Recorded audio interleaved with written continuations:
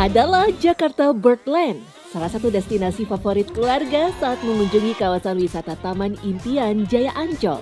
Tak sekedar menjadi tempat bermain dan rekreasi saja, area wisata sekaligus tempat edukasi dan konservasi ini memungkinkan pengunjung untuk berinteraksi langsung dengan berbagai jenis spesies burung endemik Indonesia dan mancanegara. Tak hanya menyentuh langsung aneka burung, anak-anak juga dapat berinteraksi seperti memberi makan sampai menyaksikan unjuk kebolehan burung yang terlihat sangat jinak ini. Namun tahukah Anda di balik tingkah lucu dan menggemaskannya, aneka jenis burung ini sebenarnya adalah satwa liar yang memiliki karakter buas. Bahkan tak sedikit juga yang termasuk jenis pemangsa, seperti burung makau, rangkong, raja wali, sampai burung hantu dan elang laut. Lalu, mengapa satwa-satwa ini bisa menjadi begitu jinak dan patuh? Rahasianya tentu adalah kemahiran dari sang pawang. Tetapi yang mungkin Anda tidak sangka, sebagian besarnya adalah perempuan. Biasanya kalau untuk pendekatan itu, kita rajin buat main di tangan sih, buat hand to hand. Kuncinya itu sabar. Pertama, awal masuk sini karena emang suka sama binatang. Dari sejak awal, perempuan pemberani ini memang sudah tahu resiko berhadapan dengan burung liar serta dibekali dengan pelatihan. Tetapi ternyata untuk bisa melatih ratusan ekor burung bukanlah sebuah pekerjaan yang mudah. Kaget sih pasti ada, kayak rasa takut, nervous gitu pasti ada. Tapi kita harus melawan juga kan, kalau misalnya nggak dilawan, kita nggak bisa buktiin. Terlebih untuk jenis burung yang tergolong buas karena harus membutuhkan trik dan pendekatan khusus. Karena jika salah penanganan, bukan tidak mungkin burung-burung peliharaan ini bisa saja berbalik menyerang pawangnya sendiri. Kalau di sini karena kita harus tahu tentang burungnya, jadi kita juga harus kenal dengan burungnya, harus berani pegang burungnya juga. Jadi bukan cuma edukasi ke pengunjung, tapi juga kita melakukan pendekatan kepada burung-burungnya.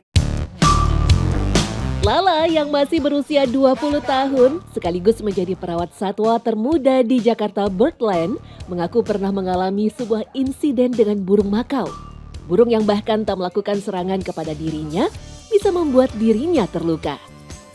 Kalau aku kaget sama makau sih, makau kan yang besar kan, aku ngelihatnya di sini kayak lebih besar daripada burung kakatua. Terus aku juga agak takut sama burung kakatua raja, soalnya dari penampilannya agak serem kayak gitu sih. Mending kayak dicakar-cakar, soalnya kan dia suka nemplok.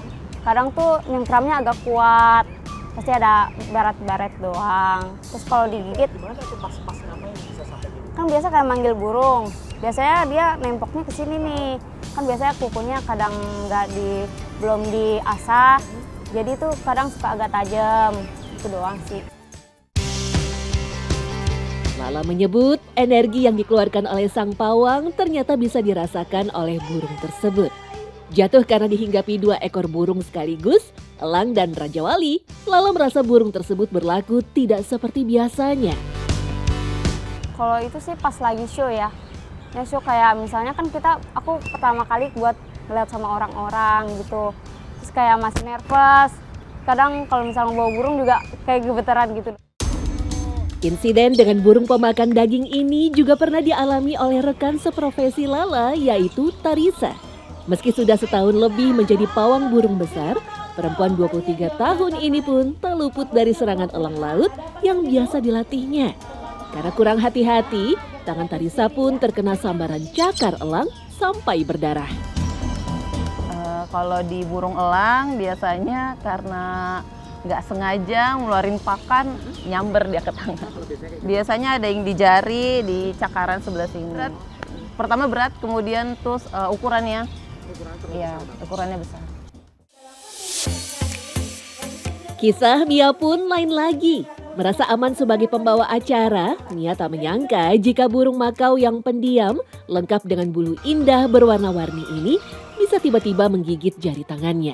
Meski tak terluka parah, tetapi gigitan burung keluarga paruh bengkok ini sampai membuat Mia terkejut dan menjerit. Waktu pertama sih digigit makau ya. Karena kan baru masuk itu pasti disambut sama burung makau yang besar-besar dan sangat indah gitu. Jadi saya dalemin dulu tentang makau di depan. Nah ternyata awal-awal juga gigit nggak ya, matok nggak ya.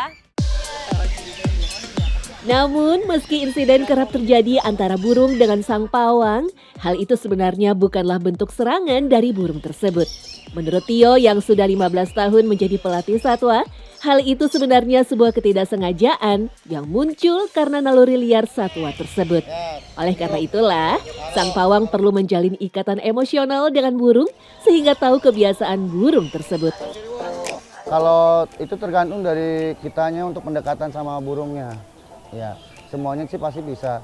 Tapi ada yang memang burung itu kurang bonding atau yang memang biasa sama interaksi sama manusia.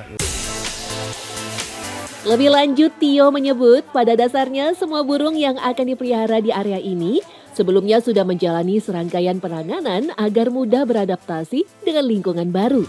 Sehingga hampir semua burung di kawasan konservasi dan wisata alam ini sudah jinak dan terjamin aman, terutama bagi para pengunjung yang datang. Ya itu resikonya kita sebagai kiper kayak gitu.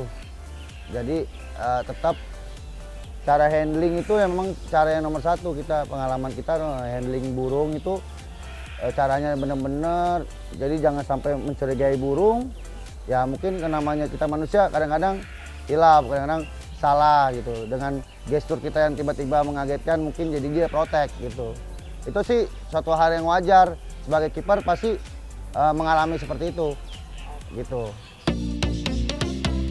Oleh karenanya, seorang pawang satwa nyaris tidak akan pernah berhasil mengendalikan burung jika tidak punya kecintaan dengan satwa tersebut. Karena jika bisa memperlakukan satwa dengan baik, maka binatang pun akan lebih mudah untuk dilatih untuk menuruti perintah sang pawang. Meskipun hal ini juga tak bisa dilakukan secara instan. Kuncinya adalah harus telaten, sabar, dan tidak mudah kapok atau takut. Sebagai seorang senior kiper dan trainer satwa, Tio paham betul bagaimana harus membimbing para kiper burung baru, terutama yang kebanyakan adalah perempuan. Menurut Tio, memang perlu tips dan trik khusus agar para kiper perempuan pun tidak akan kalah skill dengan para pawang laki-laki. Kalau di sini tidak ada yang membedakan sih. Dari perawatan segala macam tidak ada yang membedakan, mau laki-laki dan juga perempuan. Karena itu suatu modal pendekatannya sama satwa, salah satunya itu. Kita sih mungkin ketika handling burung aja, dasar namanya manusia atau apalagi perempuan. Melihat satwa-satwa yang mungkin burung yang agak besar, ya gitu, mungkin agak sedikit dia takut, tapi kita kasih percayaan aja. Ya intinya kita praktekin, kita sebagai senior, caranya handlingnya yang benar seperti ini gitu. Jadi buat dia percaya dan kita coba, ya insya Allah pasti bisa. Di sini, para pengunjung tak hanya bisa melihat pertunjukan dan atraksi berbagai kepintaran burung berukuran besar saja. Kita juga bisa berkeliling area aviari yang membuat menyerupai habitat asli dan dihuni ratusan jenis burung kecil lainnya. Seperti burung parkit, betet, jalak, dan masih banyak lagi. Bahkan pengunjung juga bisa dengan mudah menyentuh langsung burung-burung di sini hingga bisa mengajak bersuah foto bersama. Segala kenyamanan dan keamanan ini tentu berkat jerih payah dan kerja keras para kiper dan trainer yang bekerja dengan totalitas untuk merawat dan melatih satwa-satwa. Sehingga bagi para pawang perempuan di sini, segala kejadian saat menghadapi burung dan satwa lainnya bukan menjadi sebuah penghalang untuk mundur dari profesi unik ini. Justru mereka merasakan sebuah kebanggaan besar bisa menjalani pekerjaan mulia yang tak semua orang bisa melakukannya. Buka mata dunia nggak sih? Kayak misal kita wanita-wanita jadi lebih berani, terus kayak kita tuh lebih kayak dipandang aja gitu. Sebenarnya bangga sih kalau kerja di bagian burung, karena nggak semua perempuan di sini itu bisa megang gitu. Jadi mumpung ada kesempatan, jadi aku pilih jadi bird landing. Sayang juga kan ya, iya, karena ilmunya itu tinggi. Kalau persepsi mereka seperti itu berarti saya keren. Karena tidak semua wanita mau kerja seperti ini gitu lah, apalagi dengan burung yang bisa saja nyakitin kita gitu.